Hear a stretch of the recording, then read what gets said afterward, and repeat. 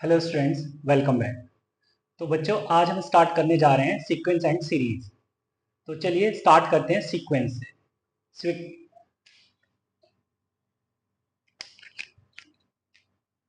तो बेटा हेडिंग डालते हैं पहले sequence.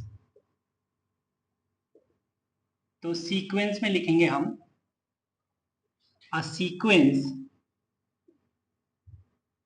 Is a function whose domain whose domain is the set of natural numbers, the set of natural numbers or some subset of it. ठीक है बेटा। Sequence क्या है? सीक्वेंस भी एक फंक्शन है जिसका डोमेन नेचुरल नंबर होता है, या उस कह सकते हैं नेचुरल नंबर का कोई सबसेट हो सकता है, राइट। अब कुछ सीक्वेंस ऐसे भी हैं बेटा जो स्पेसिफिक पैटर्न फॉलो करते हैं, ठीक है। उन सीक्वेंसेस को हम प्रोग्रेशन बोलते हैं, राइट। तो चलिए इस बात को भी लिख लेते हैं। Some sequences follow specific pattern called progressions।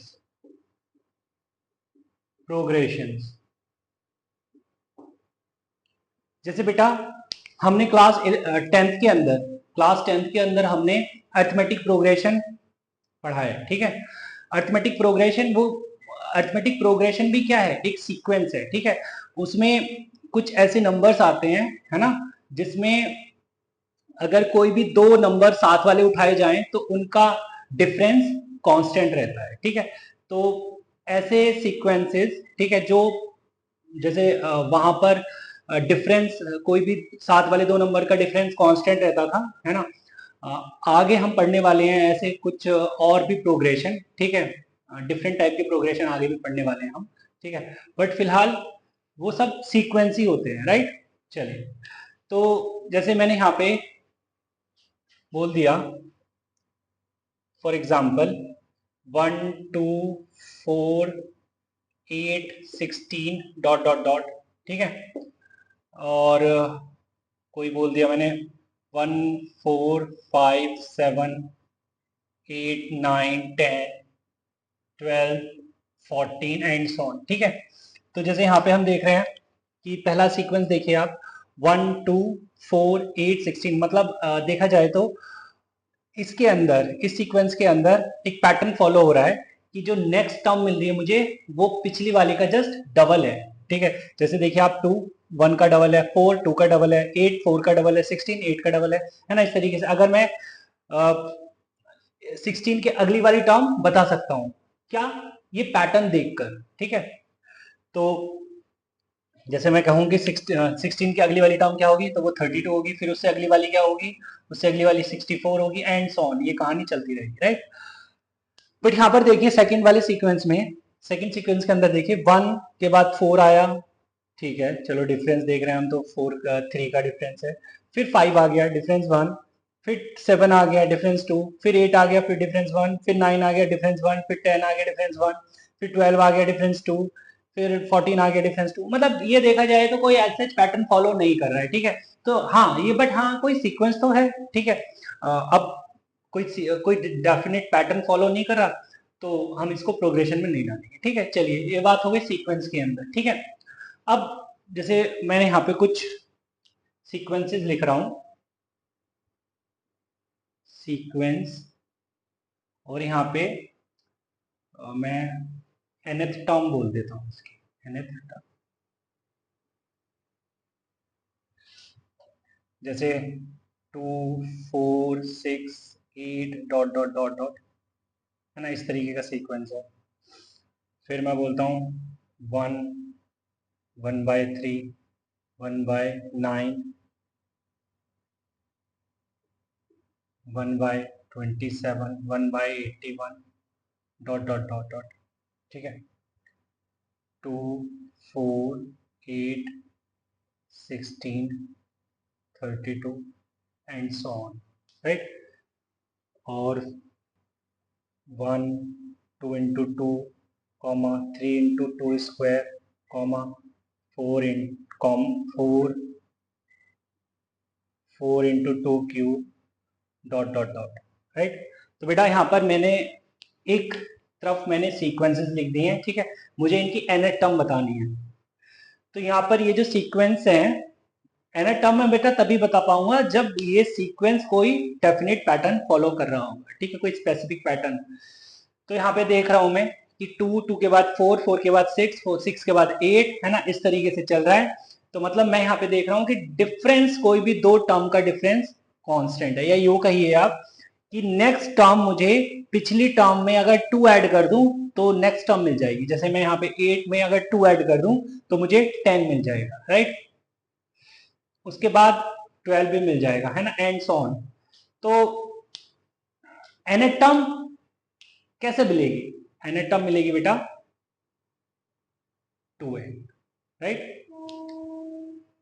क्योंकि यहां पर देख रहे हैं अगर फोर्थ टर्म पे खड़े हैं तो फोर्थ टर्म क्या है? 8 है, मतलब 2 इंटू 4। अगर फिफ्थ टर्म पे खड़े हैं तो फिफ्थ टर्म है 10, मतलब 2 इंटू 5। तो अगर nth टर्म पे खड़े होंगे तो nth टर्म क्या मिलेगा मुझे? 2 इंटू n। जैसे यहाँ पे देखिए 1 1/3 1/9 1/27। अब आप नोटिस कर रहे हैं ये जो डिनोमिनेटर में है ये 3 है ना, या यूं कहिए डिनोमिनेटर में जो भी आ रहे हैं वो 3 की कुछ पावर है वो आ रहे हैं, ठीक है। मतलब 3 की नॉन नेगेटिव पावर आ रही है डिनोमिनेटर में, राइट। जैसे मैं कहूं 1 को मैं क्या लिख सकता हूं? 1 को लिख सकता हूं मैं 3 की पावर 0, राइट। तो जैसे यहां पे देख रहे हैं हम कि सेकेंड टर्म में 3 की पावर कितनी है? 1। थर्ड टर्म में 3 की पावर कितनी है? 2। फोर्थ टर्म में 3 की पावर कितनी है? 3। इसका मतलब nth टर्म में 3 की पावर कितनी होगी? n-1। तो बेटा मैं यहां पे लिख सकता हूं 1/3 to the power n-1, right. जैसे यहां पे देखिए आप थर्ड सीक्वेंस के अंदर 2 फिर 4 फिर 8 फिर 16 फिर 32, मतलब यहां पर जो मुझे नेक्स्ट टर्म मिल रही है पिछले का जस्ट डबल मिल रही है, ठीक है। जैसे यहां पर अगर मैं बोलूं 16 क्या है? 8 का जस्ट डबल। 8 8 4 का डबल। 32 16 का डबल, है ना।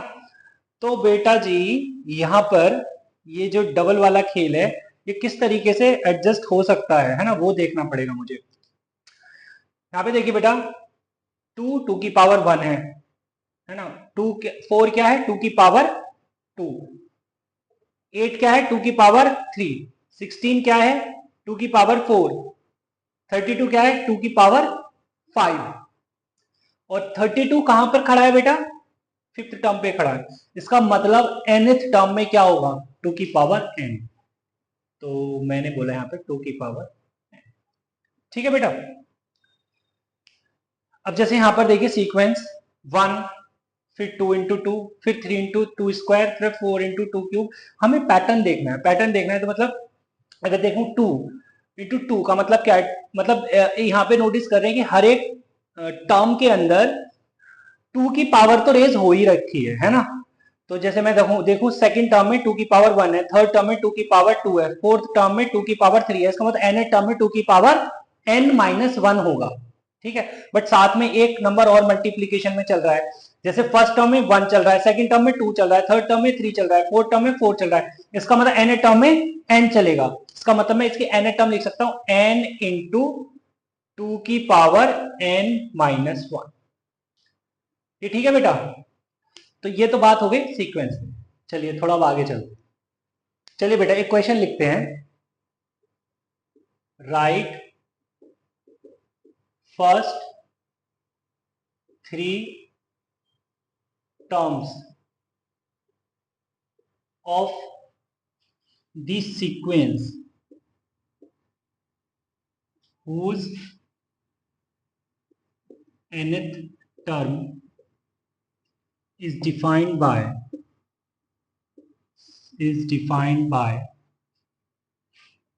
an is equal to n plus 1। ठीक है बेटा। मतलब उसके nth टर्म को जिस तरीके से डिफाइन की गई है, ठीक है। तो ऐसे सीक्वेंस की मुझे फर्स्ट 3 टर्म्स लिखनी है, ठीक है। तो कोई बात नहीं है बेटा, यहाँ पे n जो होगा वो तो नेचुरल नंबर ही होगा, वो तो हम पहले ही डिफाइन कर चुके हैं, ठीक है, कि sequence is a function whose domain is a set of natural numbers. मतलब यहाँ पे हम जो इनपुट देंगे वो सिर्फ और सिर्फ नेचुरल नंबर ही देंगे, राइट। तो अगर मैं फर्स्ट टर्म की बात करूं तो a1 इनकी जगह 1 रखता हूं, तो 1 into one plus one that is 2। a2 मतलब 2 इंटू टू प्लस वन मतलब 2 3 जा 6। a3 मतलब 3 इंटू थ्री प्लस वन मतलब 12, राइट। तो ये बेटा फर्स्ट 3 टर्म्स हो गई इसकी। Therefore first 3 terms are 2 6 12। Okay, चलिए बेटा, तो क्वेश्चन लिख दिया मैंने। Question is find the eighth term of the sequence whose first 3 terms are 3 3 6 and each term after the second is the sum of the two terms preceding it। ठीक है, मतलब second term के बाद से क्या होने लग गया है कि जो थर्ड टर्म या फोर्थ टर्म या उससे अगली टर्म जो मिल रही है वो सम है अपनी दो पिछली टर्म्स का, ठीक है। अगर मैं बात करूं थर्ड टर्म की, तो थर्ड टर्म जो आएगी वो 1 और 2 का सम आएगी, ठीक है।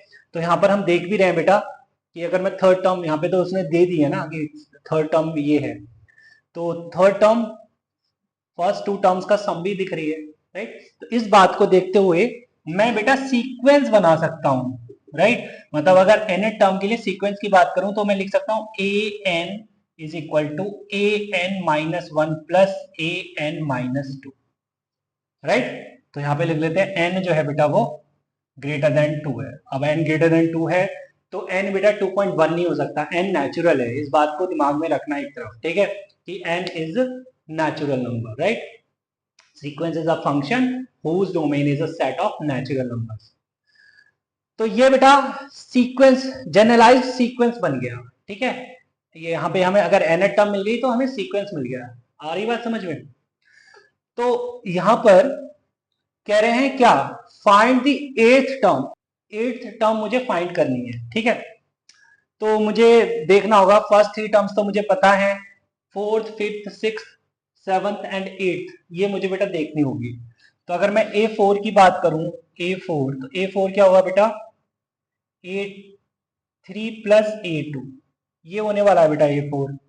तो A4 आ जाएगा, A3 गिवन है 6 और A2 आ गया 3, तो मतलब बेटा ये 9 आ गया, ठीक है। A5 आ जाएगा A4 प्लस A3, तो बेटा A5 आ गया, A4 आ गया है 9 और A3 आ गया है 6, तो ये आ गया बेटा 15। A6 आ गया बेटा A5 प्लस A4, मतलब बेटा A6 आ गया 15 प्लस 9 मतलब ये 24 आ गया। A7 आ जाएगा बेटा A6 प्लस A5, तो बेटा A6 आ गया 24 और A5 आ गया है 15, ठीक है। तो बेटा ये आ जाएगा आपका 39, राइट। और इसी तरीके से A8 बेटा स्पेस नहीं है तो मैं A8 यहाँ पे लिख रहा हूँ, A8 आएगा A7 प्लस A6, बेटा A7 अब यूं निकाला 39 और A6 है 24, ठीक है बच्चे।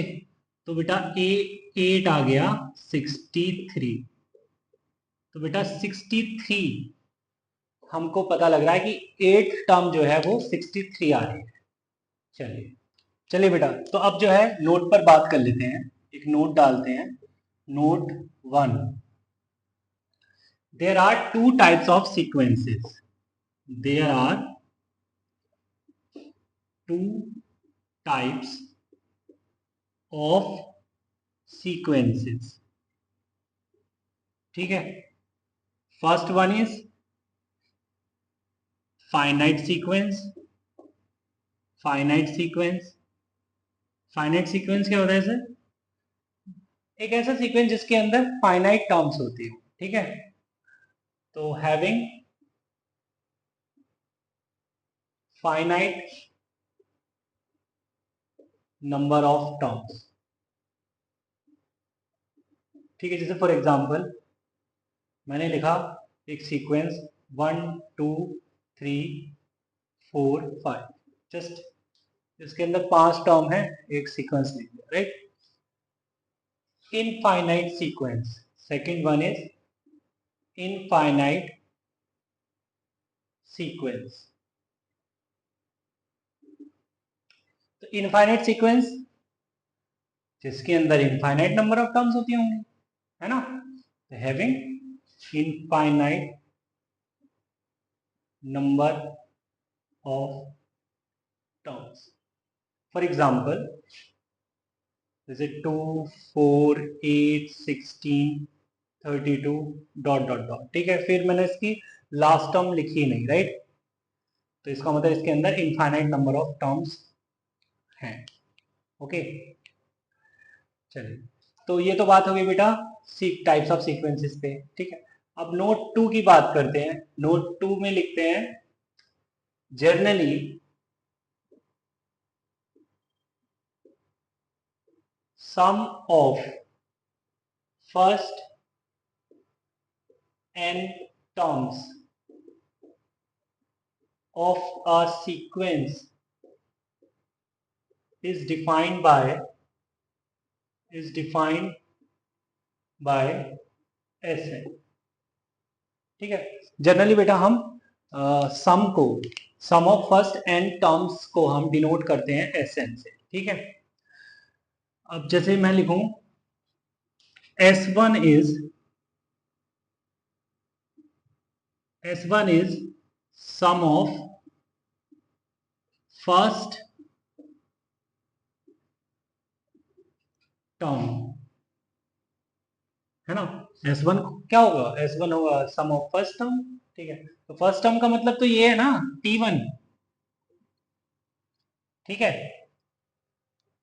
अच्छा, तो फिर S2 क्या होगा? S2 is sum of first two terms, two terms का सम, मतलब T1 plus T2 is S2, right.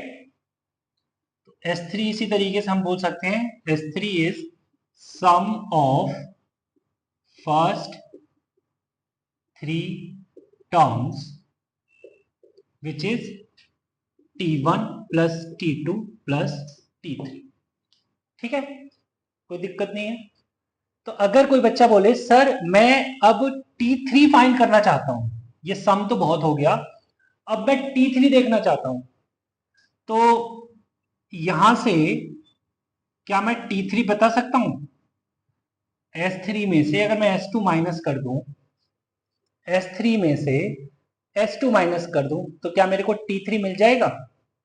अरे देखो ना, T1 plus T2 plus T3 minus T1 minus T2 cancel out हो जाएंगे, क्या बचेगा? T3 बचेगा। इसका मतलब T3 is S3 minus S2। अच्छा सर, यहाँ पे देखिए T3 is equal to S3 minus S2 लिखा हुआ है, तो कल को अगर मुझे nth टर्म पता करनी है और Sn गिवन होगा, तो सर क्या मैं Tn को Sn माइनस 1 लिख सकता हूं? मैंने कहा बिल्कुल सही करे बच्चे, ऐसा तो हो सकता है। इसका मतलब एक फॉर्मूला बन गया Tn is Sn minus Sn-1, ठीक है बेटा। कई बार हमें क्या होता है, सम गिवन होता है, एक सीक्वेंस का सम गिवन होता है इन टर्म्स ऑफ n, ठीक है। और हमसे पूछता है वो बताइए T10 क्या होगा, T5 क्या होगा, या Tn क्या होगा, ठीक है। तो हम इससे बता सकते हैं, right. Tn is Sn minus Sn-, ठीक है। चलिए बेटा एक क्वेश्चन देखते हैं। चलिए बच्चे, तो मैंने क्वेश्चन लिख दिया। Question is if sum of n terms of a sequence is Sn is equal to 3n square minus 5n, then sum of first 10 terms is equal to what? बेटा यहाँ पे n terms का मतलब है sum of first n terms, ठीक है। वैसे question में अगर पूछा जाता है एग्जाम में तो प्रॉपर लिखा होता है। अगर वो लिख रहा है कि सम ऑफ, कई बार ऐसा भी होता है कि अगर n टर्म्स, उसने ऐसा नहीं लिखा है सम ऑफ फर्स्ट n टर्म्स, तो आप एज्यूम नहीं करेंगे, ठीक है, कि वो फर्स्ट n टर्म्स की बात कर रहे हैं, ठीक है, इसलिए मैंने यहाँ पर भी लिख दिया है, ठीक है। अगर वो बोल रहा है सम ऑफ n टर्म्स, तो इसका मतलब कोई भी n टर्म्स की बात हो रही है वहां पर, ठीक है, तो फिर हम ये Sn नहीं लिखेंगे वहां पे, ठीक है। अगर लिखेंगे भी तो डिफाइन करेंगे प्रॉपर। चलिए, तो ये हो गया बेटा sum of first n terms is this. तो ये आ गया Sn गिवन है 3n square minus 5n। Then sum of first n terms, तो मतलब यहाँ पे अगर S10 किसको डिनोट करेगा? Sum of first and 10 terms को डिनोट करेगा। तो यहाँ पे बेटा मैं n की जगह 10 रख दूंगा, तो 3 इंटू 10 का स्क्वायर माइनस 5 इंटू 10, राइट।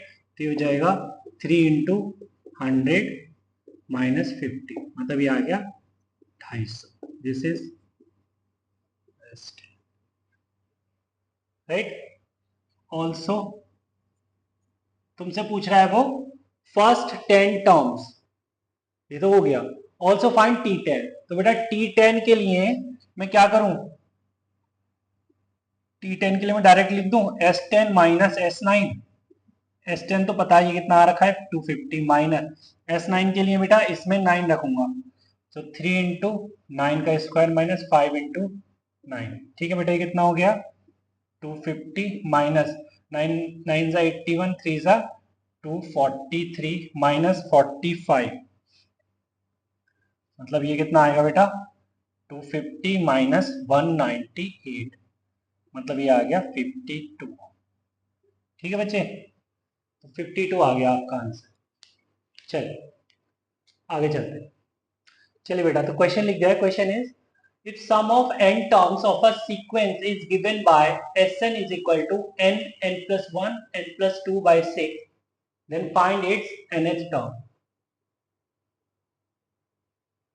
तो बेटा nth टर्म फाइंड करनी है मुझे, Sn गिवन है, तो अभी अभी एक फॉर्मूला देखा है, Tn is equal to Sn minus 1, right.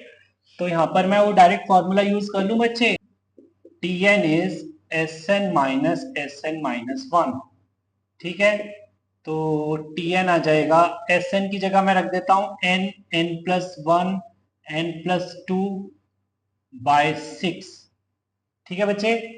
यहां पर माइनस करेंगे और Sn माइनस 1 लिखेंगे, तो n को n माइनस 1 से रिप्लेस कर देंगे तो Sn माइनस 1 भी आ जाएगा। तो यहां पर हो गया n माइनस 1, n प्लस 1 में n को रिप्लेस करते हैं n माइनस 1 से, तो यहाँ पे मुझे n ही दिखेगा, और n को n माइनस 1 से रिप्लेस करेंगे तो मेरे को यहाँ पे n प्लस 1 दिखेगा अपॉन में 6, राइट। तो यहाँ पर बेटा n प्लस 1 बाई 6 आ जाएगा कॉमन, अंदर रह गया n plus 2 minus n plus 1, ठीक है बेटा। n से n कैंसिल हो गया, तो n plus 1 by 6 into 3, 2 plus 1 3, तो ये कैंसिल हो गए, क्या आ गया n plus 1 by 2, this is Tn, okay. Tn is n plus 1 by 2। चलिए बच्चे, एक क्वेश्चन और डिस्कस करते हैं। चलिए बेटा, तो क्वेश्चन लिख दिया है, if sum of n terms of a progression is 3n square plus 5n, then which term is 164, ठीक है। तो हमको एक प्रोग्रेशन, मतलब हमको एक सीक्वेंस गिवन है ना, जिसमें Sn गिवन है, यहाँ पे अगेन बोला है सम ऑफ n टर्म्स, मतलब sum of first n terms ही है बेटा। यहाँ पे first n terms of a progression is this 3n square plus 5n, मतलब ये लिख दिया मैंने, Sn is 3n square plus 5n, then which term is 164। तो मैं क्या सोच रहा हूँ, मैं सोच रहा हूँ कि अगर मेरे से कोई पूछता सम ऑफ फर्स्ट 10 टर्म, जैसे लास्ट क्वेश्चन में भी पूछा था, तो मैंने n को रिप्लेस करके 10 से n को 10 से रिप्लेस करके S sum of first 10 terms बता दिया था, ठीक है। तो ऐसे ही मेरे से कोई पूछे कि T10 क्या होगा, तो T10 भी मैं निकाल सकता हूँ। T10 is S10 minus S9 करके, जैसे मैंने लास्ट क्वेश्चन में निकाला था, ठीक है। अब मेरे से कोई पूछे कि Tn क्या होगा, तो Tn बता सकता हूं मैं Sn minus Sn minus, right. तो बेटा वो Tn जो है मेरे पास जो आया, अगर मैं उसको 164 मान लेता हूं कि ये कोई nth टर्म रही होगी जो 164 है, तो वहां से मुझे n का आइडिया मिल जाएगा नहीं? आ रही बात समझ में? तो इसके लिए मुझे क्या करना होगा, पहले मुझे Tn ही फाइंड करना होगा, राइट। तो मैं Tn फाइंड करूं, तो Tn होने वाला है Sn माइनस Sn माइनस 1, ठीक है बेटा। तो this is 3n² plus 5n minus 3 into n minus 1 का whole square plus 5n minus, ठीक है। तो आ गया 3n² plus 5n minus 3 times n² plus 1 minus 2n plus 5n minus 5, ठीक है। सो this is 3n² plus 5n minus 3n², ये minus minus हो जाएगा प्लस, प्लस का 6n, ओके, माइनस का 3 और ये माइनस का 5n प्लस का 5, ठीक है बेटा। तो 3n² माइनस का 3n² कैंसिल, प्लस का 5n माइनस का 5n कैंसिल, कितना आ गया बेटे 6n एज इट इज रह गया, और प्लस का 2। सो दिस इज बेटा Tn। अब अगर मैं बोलता हूं कि if Tn is equal to 164, ये कोई nth टर्म बोलता हूं मैं 164 है, इसका मतलब 6n plus 2 is equal to 164 बोल रहा हूं, राइट। इसका मतलब मैं 6n को बोल रहा हूं 162, राइट। तो यहां से बेटा n क्या मिलेगा मेरे को, 162 बाई 6, तो 6 2 ज़ा 12 एंड 6 7 ज़ा 42, ठीक है। तो n आ गया बेटा 27, इसका मतलब 27th टर्म इज 164। तो मैं यहाँ पे लिख देता हूँ देयरफॉर 27th टर्म इज 164, ठीक है। Final answer. चलिए अब बेटा सीक्वेंस जान लिया हमने, सीक्वेंस पे कुछ क्वेश्चंस भी लगा लिए, ठीक है। अब थोड़ा सीरीज का आइडिया ले लेते हैं, ओके। चल series,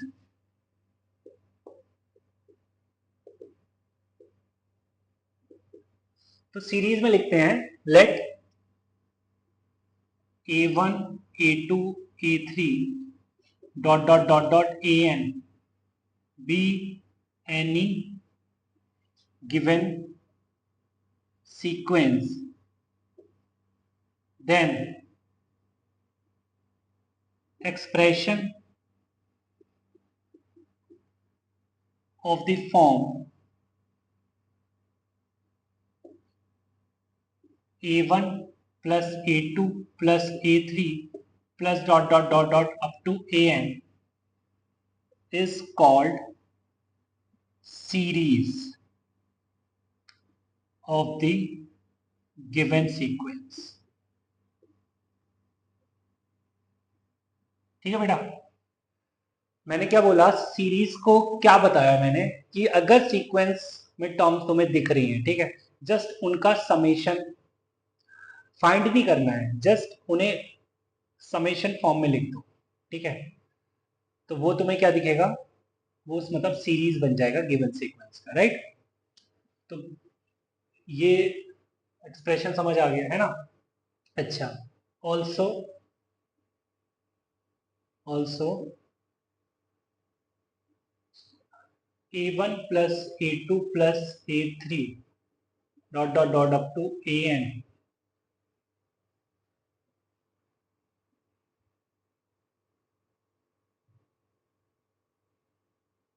can be represented as summation a r where r is equal to 1 to n।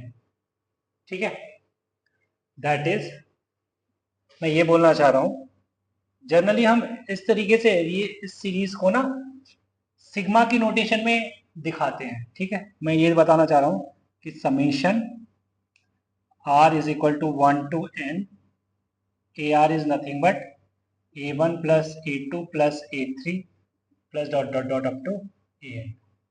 ठीक है, ओके, सही है बेटा। चलिए, इसको हम पढ़ते समेशन है बट ये होता क्या है, सिग्मा, राइट, सिग्मा। चलिए एक क्वेश्चन देखते हैं। चलिए बेटा, तो मैंने क्वेश्चन लिख दिया है। Question is find the first 3 terms of the following sequences and write down the corresponding series. तो बेटा यहाँ पे सीक्वेंस 1 ये है, an is 5n plus 2 and sequence 2 है जिसमें a1 1 गिवन है एंड an डिफाइन है an minus 1 plus 5 for n greater than और इक्वल टू 2 के। ठीक है, चलिए तो यहाँ पर शुरू करते हैं, वन बाय वन आंसर करते हैं। तो an इज 5n plus 2। ठीक है, तो फर्स्ट 3 टर्म्स, पहले तो मुझे फर्स्ट 3 टर्म्स बतानी है सीक्वेंस की। मींस a1 आ जाएगा बेटा 5 इंटू 1 प्लस 2 मतलब 7, a2 आ जाएगा 5 इंटू 2 प्लस 2 मतलब 12 और a3 आ जाएगा 5 इंटू 2 5 इंटू 3 प्लस 2 मतलब 70, राइट। तो ये तो आ गया सीक्वेंस, मतलब सीक्वेंस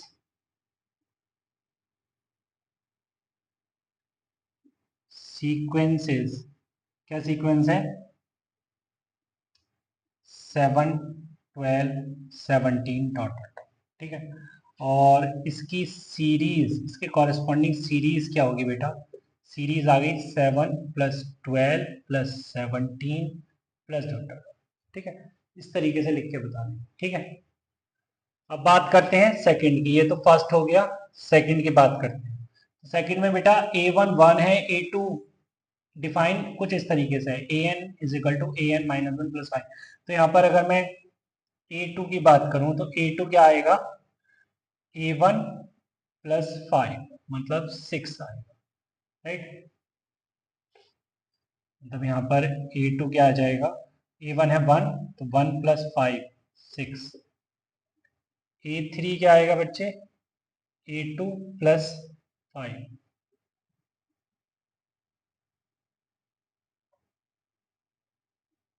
तो a3 इज, a2 बच्चे आ गया है 6, 6 प्लस 5 11, राइट। तो सीक्वेंस अगर बोलो, sequence is this 1 6 11 dot dot dot, और उसके कॉरेस्पॉन्डिंग सीरीज बेटा क्या दिख रही होगी, 1 प्लस 6 प्लस 11। चलिए, चलिए बेटा, तो आज की क्लास में यहीं तक रखते हैं, मिलते हैं नेक्स्ट क्लास में, तब तक के लिए bye bye and take care.